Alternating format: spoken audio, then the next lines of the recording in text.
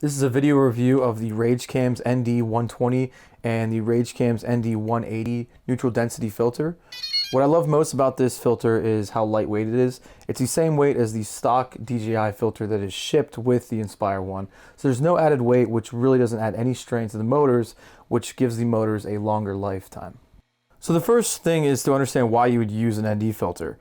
When using an ND filter, it's always about getting the correct exposure. But in order to get the correct exposure, you have to dial in different settings.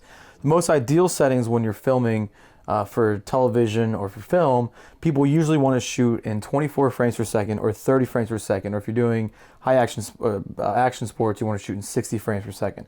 So it all starts with what frame rate you're shooting at. So let's say you're shooting at 30 frames per second, because all these clips I'm about to show you are being shot in 30 frames per second.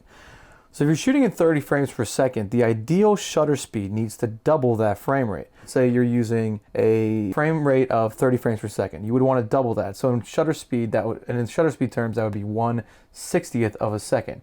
And what that does is it creates a nice natural motion blur to fast moving objects in the foreground or in the background or closer to the lens, and keeps your subject in focus if you're traveling at the same speed, which is ideal for aerials. So this clip, it was shot with the stock DJI filter that's shipped with the Inspire one, and it's just not strong enough. You really have to dial up the shutter speed to get the exposure correct. So in this case, I was shooting at 30 frames per second. My shutter speed was at 1/400th of a second, and that was only to get the correct exposure. I simply could not shoot at 1/60th of a shutter speed, which is my ideal shutter speed for that natural motion blur, because the image would have just been completely blown out.